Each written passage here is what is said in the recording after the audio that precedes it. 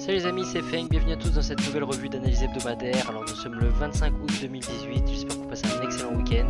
Donc dans un premier temps on va voir comme d'habitude les opportunités qu'il y a eu sur les marchés cette semaine, il y en avait pas mal.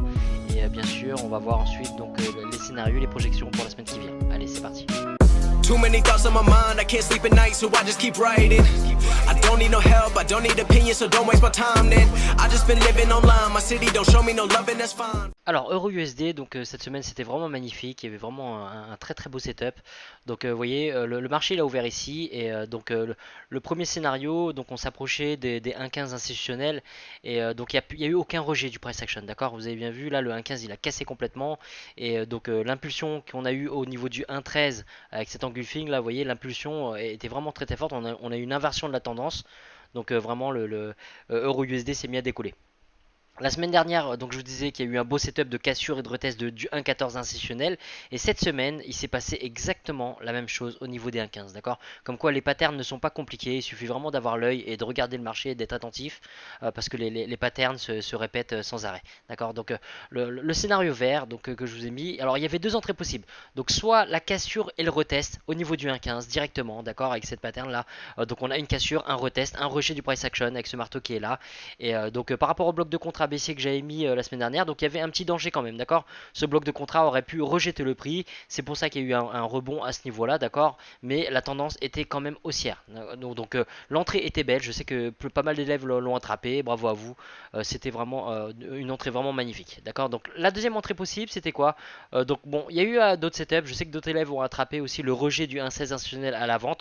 Ça en intraday c'était vraiment très beau parce qu'il y a eu vraiment des belles patterns de rejet, mais il fallait faire attention parce qu'on est quand même à contre-tendance. D'accord. Donc en intraday, oui, il y avait une cinquantaine de pips à prendre sur le rejet du 1,16, c'était magnifique. Mais surtout, vous voyez, j'ai pas bougé le scénario. Les flèches vertes que j'ai mis là, vous pouvez vérifier, je les ai mis dans la revue précédente. Et je comptais tout simplement sur une cassure, donc bien sûr du 1,15 institutionnel, mais aussi de ce bloc de contrat. D'accord. Je voulais une invalidation de ce bloc de contrat, puis un retest, donc un rejet dans l'autre sens. Donc là, en gros, donc c'est un bloc de contrat de remise à zéro. Et donc l'euro USD après avoir atteint les 1,16, on a eu ce retracement et un rejet magnifique pile poil sur le bloc de contrat. D'accord. Donc en gros que vous soyez rentré sur l'entrée un peu plus agressive ici ou ici, à la fermeture du marché vous avez à peu près une centaine de pips, d'accord. Sans compter les 50 pips que vous pouviez prendre sur le rejet du 1,16. Alors GBP USD aussi c'était beau, il y avait vraiment une centaine de pips à prendre. Mais avant ça, je vais vous montrer, il y avait un petit piège. Donc au niveau des scénarios, donc le marché a ouvert ici, donc c'était soit une cassure, un retest, donc vous voulez une cassure franche et un retest, donc un pullback et un deuxième rejet par rapport au 1,2750 institutionnel.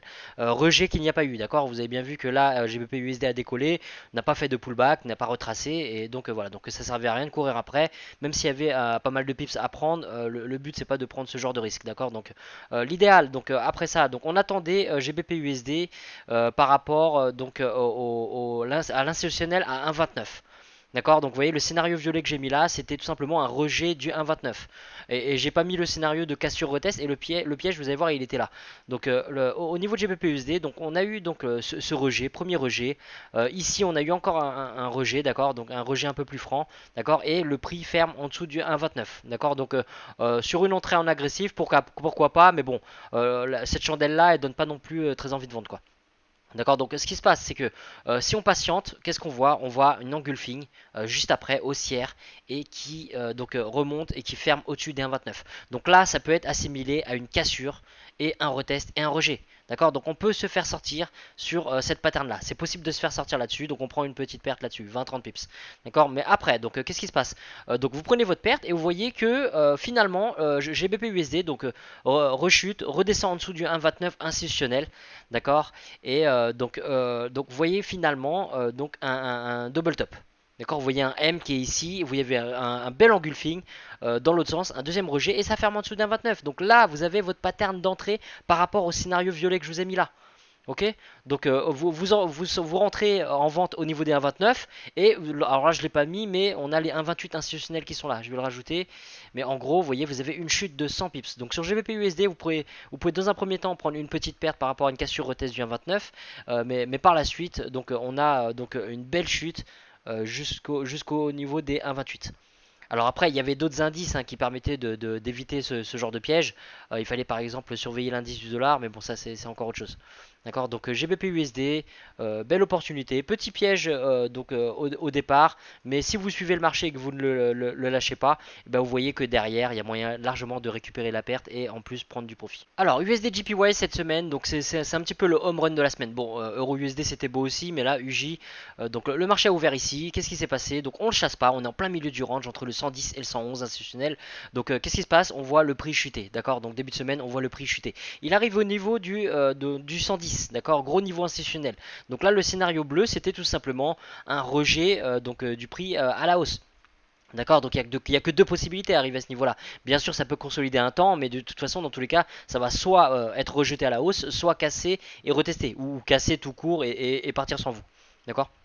Donc là, le scénario qu'on a eu, c'est le scénario bleu, d'accord? Parce que là, on a eu une cassure dans un premier temps, ça a fermé ici, et après, est-ce qu'on a un retest? Est-ce qu'on a un rejet? Non, on n'a aucun rejet, donc le scénario rouge, il est invalidé. Par contre, le scénario bleu, il est valide. Ok, donc le scénario il est valide. Ceux qui sont rentrés de manière agressive après ce marteau là, le prix, bon, il a retracé un petit peu ici, donc rien de bien méchant. Ok, maintenant ceux qui sont rentrés de manière agressive directement au niveau du 110, alors oui, UG est descendu à 74. Donc c'est possible de se faire sortir là-dessus si vous avez un petit stop loss au niveau des 80 intraday. Donc voilà, c'est possible de se faire sortir. Maintenant, ce qui se passe, c'est que quand vous voyez derrière que le marché repasse au-dessus du 110 avec ce bel engulfing là, et ben, vous savez très bien que là, vous avez un scénario à forte probabilité de rejet et le scénario bleu, il est valide.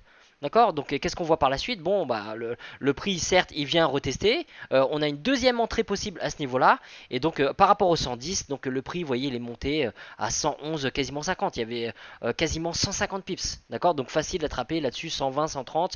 Et bien sûr, vous avez certainement verrouillé une partie, arrivé au niveau du 111, qui pouvait faire rebondir le prix. D'accord. Mais UJ, donc cette semaine, magnifique. Les patterns étaient très clairs. Et contrairement à la semaine dernière où il y avait moins de setup, cette semaine, vraiment, c'était un limpide et c'était possible de prendre 100-150 pips sur UJ. Alors AUD-USD, donc je vais vous montrer que c'était aussi un régal cette semaine. Il y avait pas mal de setup. Donc dans un premier temps, le marché il a ouvert ici. Et ce qui s'est passé, le prix donc a décollé. D'accord. Donc premier scénario, c'était un rejet. Donc par rapport à toute cette zone de support. Donc c'était possible que le prix soit rejeté à ce niveau-là. Maintenant, on n'essaie pas d'anticiper. D'accord. On surveille le price action. Et au niveau du price action, donc soit ça a rejeté, soit ça a cassé, ça a retesté. Donc on regarde maintenant les patterns de bougie, les patterns du price action à arriver dans cette zone-là. Et qu'est-ce qui se passe? Donc on voit que ça casse complètement. Et donc quand on voit ce genre de bougie d'indécision, pardon, on n'a vraiment pas de raison de rentrer dans les setups. D'accord. Il n'y a aucune raison de vendre le scénario vert. Maintenant, le scénario bleu, c'était possible. Là, il y avait un petit piège quand même. Donc, on avait une sorte de cassure, vous voyez, dans cette zone-là. Et ces deux bougies-là, bon, on a un rejet de cette zone.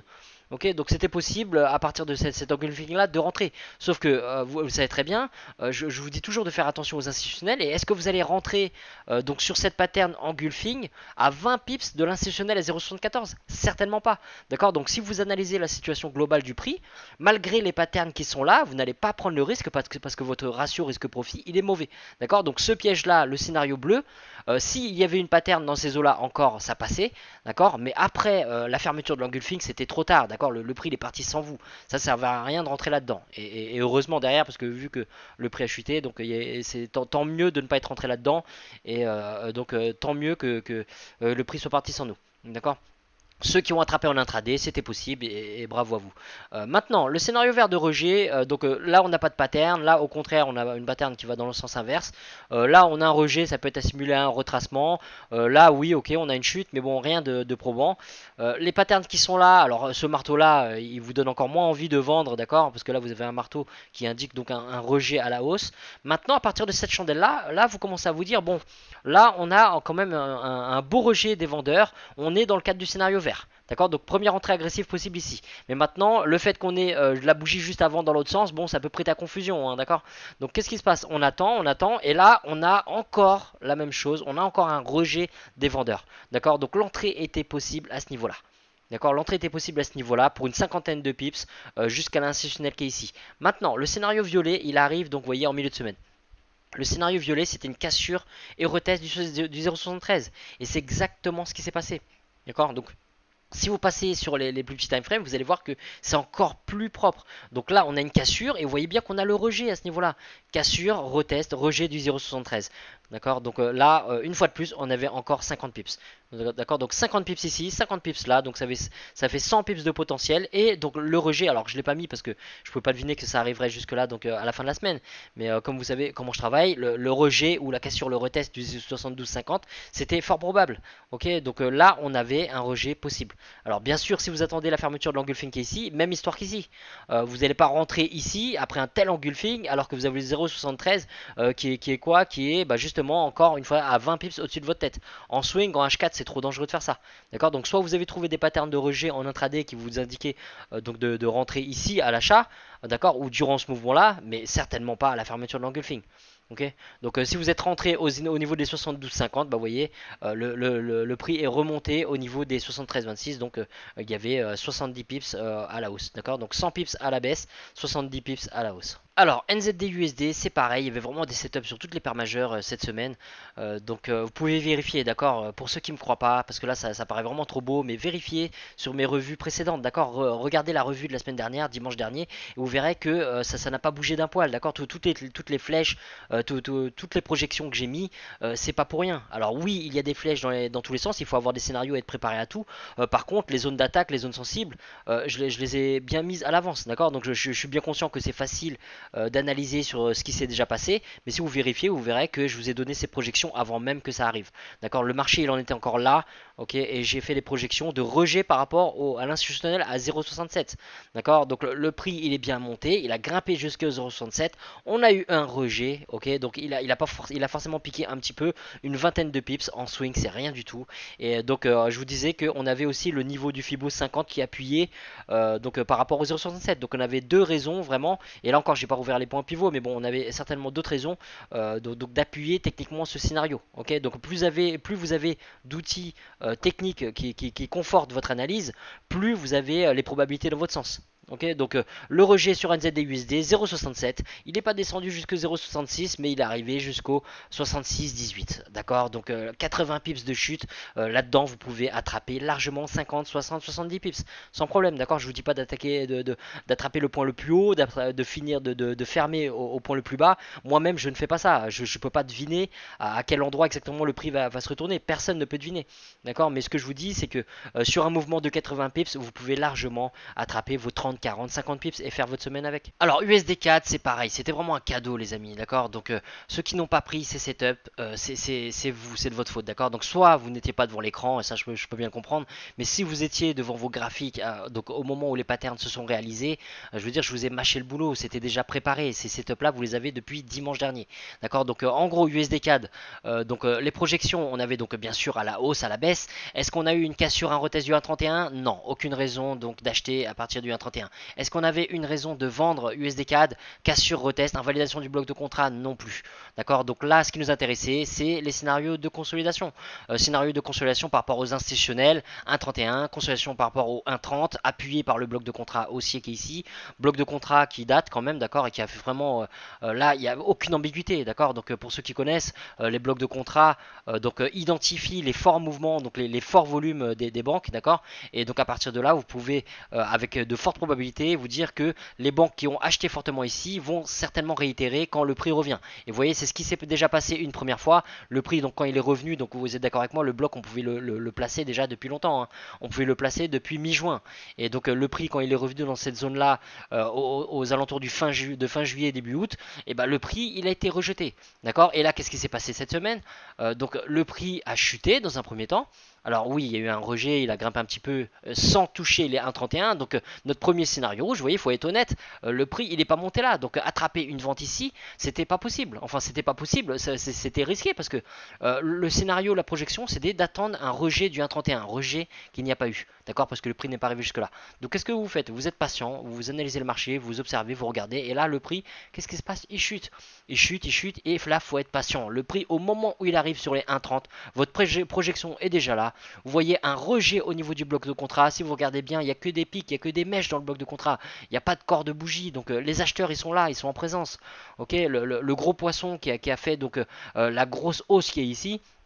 et bah il est encore là, d'accord, il est encore là, il défend ses positions, il a certainement encaissé en larguant des positions, donc dans ces chutes que vous voyez là, ok, mais il y a un moment où il s'est dit, bon bah c'est reparti pour un tour de manège, je vais encore encaisser un coup, donc il a réitéré et le prix a redécollé, donc on a 100 pips de hausse entre le 1,30 et le 1,31, ok, et arrivé au niveau du 1,31, on a le scénario rouge, ok, donc le scénario rouge, projection, rejet à la baisse du 1,31, scénario de consolidation, le range il est là entre 1,30 et 1,31, descendez sur les time frames, vous allez voir qu'il y a plein de patterns pour vendre sur USD4. Donc voilà.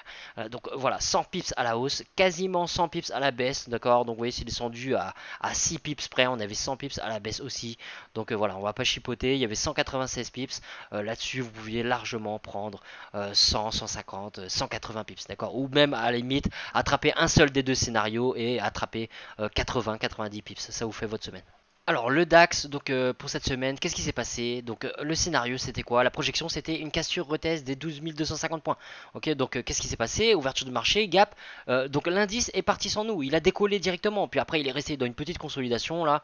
Donc il y avait vraiment rien à faire. Le scénario de rejet des 12 250, il n'a pas eu lieu. Le scénario violet, bon il n'y a pas eu de chute, donc il n'a pas eu lieu. Et on n'a pas eu de retracement et de rejet au niveau des 12 250 points. D'accord, donc là discipline à fond. Le scénario qu'on a prévu ne s'est pas présenté à nous, on n'a pas eu les patterns, donc à partir de là, il n'y avait rien à faire. D'accord, c'est dans ces moments-là où il faut se retenir plutôt que chasser le marché parce qu'on respecte à fond notre plan de trading. Et la discipline, le respect du process est bien plus important que n'importe quelle opportunité loupée. Alors pour le Dow Jones, c'est pareil, c'était vraiment pas clair du tout, donc c'était risqué. Par rapport aux projections, donc dans un premier temps, le marché est ouvert ici. Est-ce qu'on a eu un rejet des 25 750 points? Non, d'accord, donc ça a cassé, c'est passé au-dessus directement. Ok, alors maintenant le rejet, il fallait passer sur les plus petits time frames. Mais quand je vous dis que c'était pas très propre, donc vous allez voir. Voilà, donc là, le scénario de cassure retest, donc vous voyez, il était ici. Donc c'était possible de l'attraper sur le 27 500, 25 750 points, pardon. Donc vous voyez, on a eu une cassure ici, et le retest, il vient ici, on a un engulfing, et ça ferme là.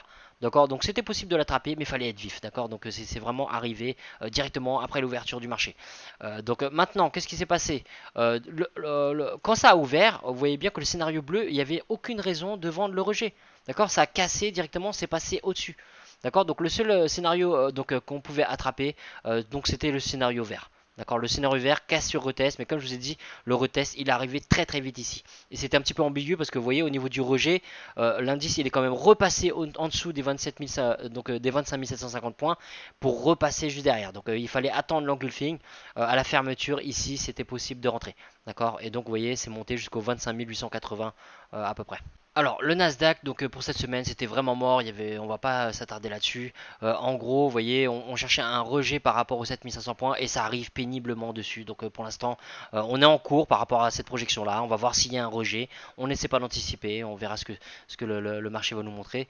Mais pour l'instant il n'y avait rien, d'accord. Donc aucun des scénarios, aucune des projections, très peu de volatilité. Donc oui en intraday il y avait certainement des setups, mais là en swing c'était vraiment mort, d'accord. Donc vraiment rien à signaler sur le Nasdaq. Alors donc contrairement aux autres indices, donc le S&P 500, donc il y avait une opportunité, donc un scénario cette semaine. Donc le scénario à surveiller, c'était le scénario vert, donc de cassure et de retest, d'accord. Donc scénario bleu, non, parce que pour l'instant l'indice n'était pas monté jusque là. Alors là maintenant il y est, d'accord, mais quand il était ici, donc il n'y avait pas encore à surveiller. Alors on a une belle englobante ici, d'accord, donc petite opportunité de sell. Mais sinon le scénario, la projection, c'était donc une cassure et un retest, donc un rejet une fois de plus des 2850 points. Donc qu'est-ce qui s'est passé? Bon, on a la cassure, on a le retest et on a le rejet à ce niveau là, d'accord. Donc baissez sur les time frames, mettez-vous en M15, vous verrez qu'il y avait une belle englobante pile au niveau des 2850, d'accord. Et donc pour à peu près donc 25 points donc sur le S&P 500. Scénario violet, cassure, retest à la baisse. Donc cassure oui, retest, rejet non, d'accord. Donc le seul scénario à prendre c'était le scénario vert et qui s'est bien déroulé. Donc par contre il faut aller surveiller en intraday ou sinon rentrer là en H4 à la fermeture, d'accord. On avait quand même un beau signe de rejet à ce moment là. Alors, EURUSD pour cette semaine, donc on va surveiller quel niveau? On va bien sûr surveiller le niveau institutionnel 1,16. D'accord, donc le prix a été rejeté une première fois, mais là il a recassé une fois, encore une fois, et donc on est toujours dans cette impulsion haussière depuis les 1,13. Donc là, la tendance pour l'instant c'est ça, la cassure des résistances et le retest, donc les supports qui tiennent. D'accord, donc l'idéal ce serait de voir donc un retracement et un rejet au niveau des 1,16 pour se positionner à l'achat. D'accord. Maintenant, le retracement, il peut être très bien, il peut très bien être plus profond, d'accord. On peut jamais savoir à l'avance. Et le retracement, il peut très bien redescendre. Et s'il redescend, vous voyez très bien que ici on a un bloc de contrat donc qui a fait cette hausse et on a aussi un point pivot mensuel. On a l'institutionnel qui est là. Donc bon, ne chassez pas. Si vous placez votre stop loss par rapport au 1,16, placez-le juste en dessous du bloc de contrat.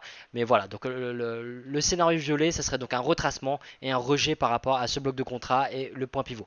D'accord, donc ne rentrez pas directement là, attendez quand même que le prix repasse au-dessus de l'institutionnel, d'accord, parce que c'est dangereux de rentrer là avec un instit juste allez, 15-20 pips au-dessus de vos têtes. D'accord, donc voilà.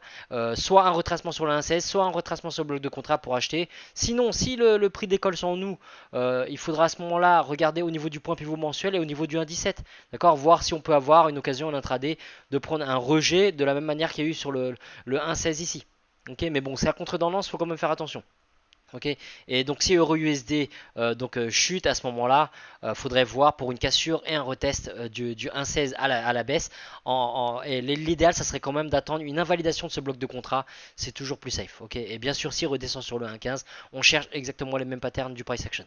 Donc soit un rejet du 1,15, soit une cassure et un retest. Alors GBP USD, donc pour cette semaine, donc on est en plein milieu du range entre 1,28 et 1,29. Ok, donc on a eu un rejet sur les deux. Il pourrait y avoir une consolidation. Les scénarios de consolidation, c'est les scénarios donc en bleu et en violet. On pourrait rester dans ce range. On va voir ce que le marché va nous offrir.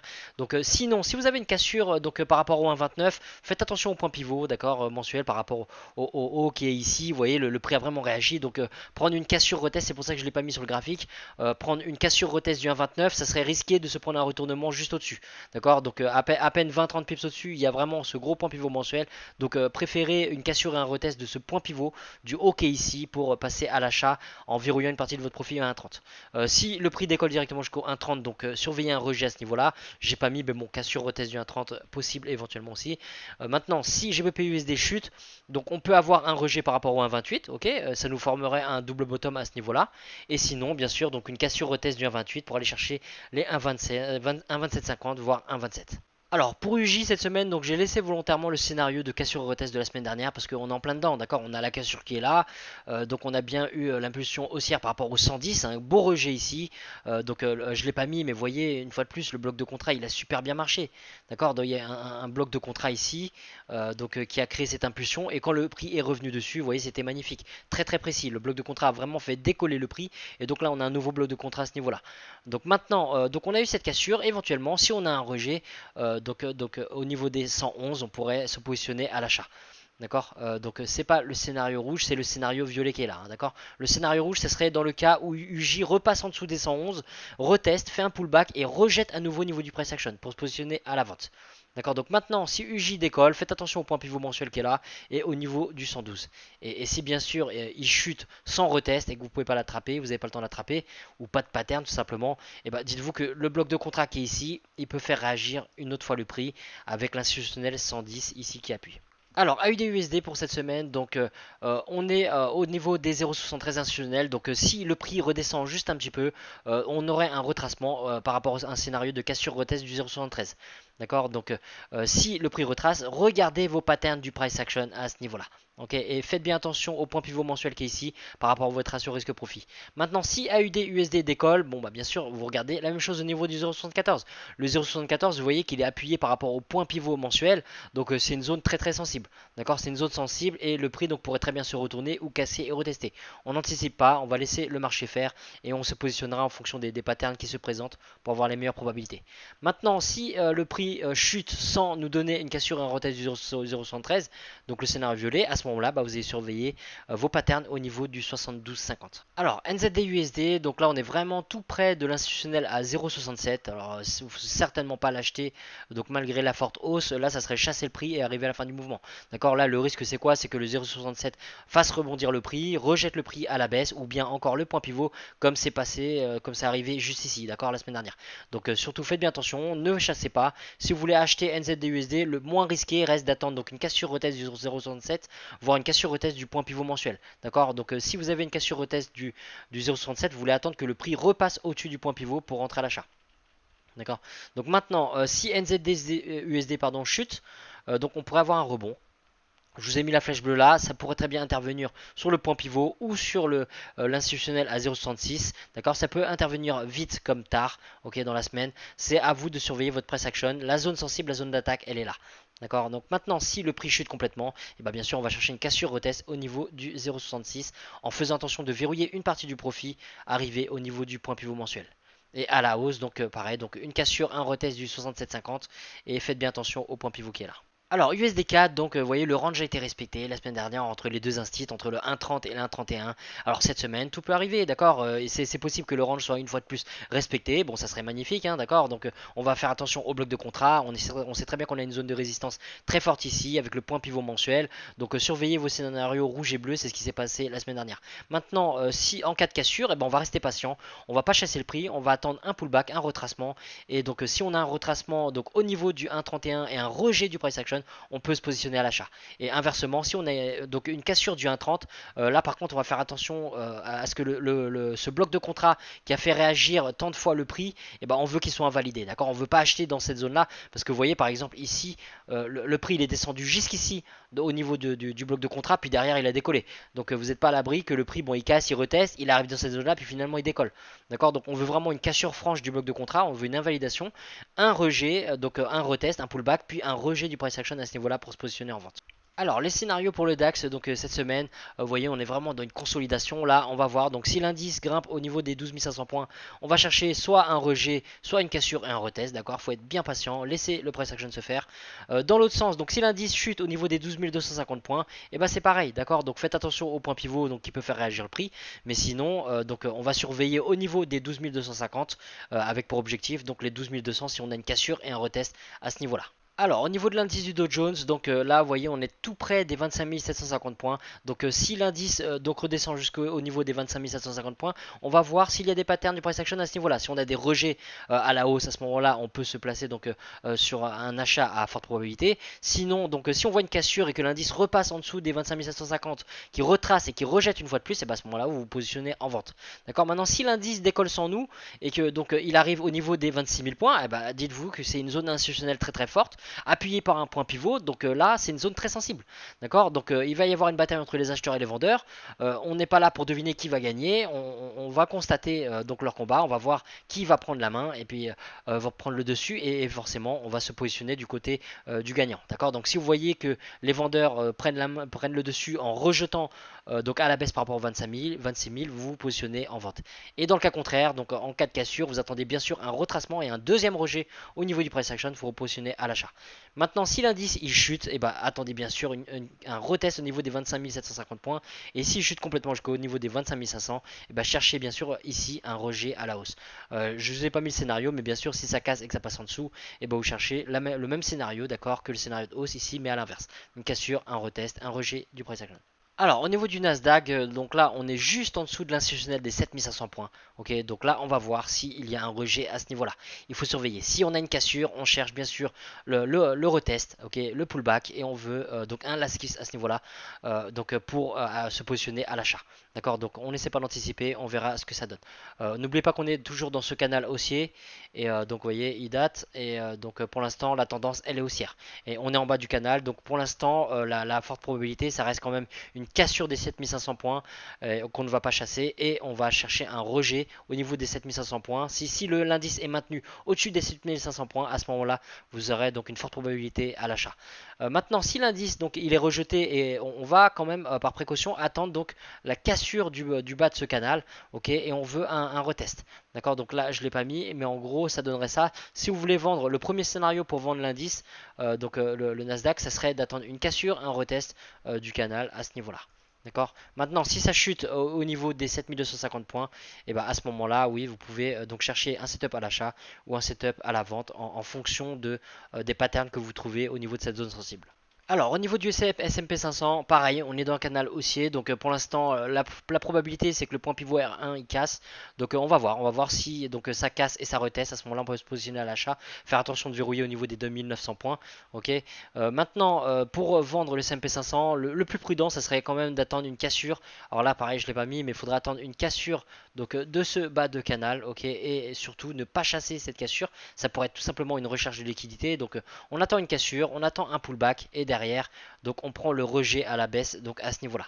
D'accord, donc faites bien attention. Il pourrait y avoir un rejet aussi à ce niveau-là, mais c'est un risque. D'accord, vous êtes à contredanse par rapport au canal, et donc il faudra faire attention de verrouiller très vite et de vous mettre à break-even. Donc si vous prenez un rejet à la baisse par rapport au point pivot qui est là, d'accord, vous êtes à contre-tendance. Maintenant, si on a une cassure et du canal et du niveau des 2850 points, on va bien sûr ne pas chasser, pareil, et on va attendre donc un pullback, un retracement. Et si pullback il y a, donc à ce moment-là, on va chercher, donc on va patienter pour un deuxième rejet ici et pour se positionner en vente, donc avec une forte probabilité. Bon les amis, c'est la fin de cette revue, donc merci d'avoir suivi. Donc je vous souhaite une très bonne semaine de trading. Vous voyez la semaine dernière, donc il y a eu vraiment beaucoup d'opportunités, donc je vous souhaite vraiment d'attraper autant d'opportunités que la semaine dernière. Il y a vraiment de quoi faire. Bien sûr, on peut pas tout attraper, c'est impossible, mais si vous focalisez sur quelques paires, quelques setups, forcément vous allez voir que en étant patient et en ayant la discipline d'attraper donc les scénarios à forte probabilité, et surtout en attendant des patterns propres, clairs, donc il n'y a aucune raison que vous n'attrapiez pas ces pips. D'accord, donc le tout c'est de ne pas rentrer dans des trades où les patterns ne sont pas clairs. Si vous avez le moindre doute, laissez tomber. D'accord, donc les patterns quand ils sont clairs, il n'y a aucune ambiguïté, et donc à ce moment-là, il ne faut pas hésiter d'appuyer sur la gâchette. Allez, bonne semaine de trading à vous.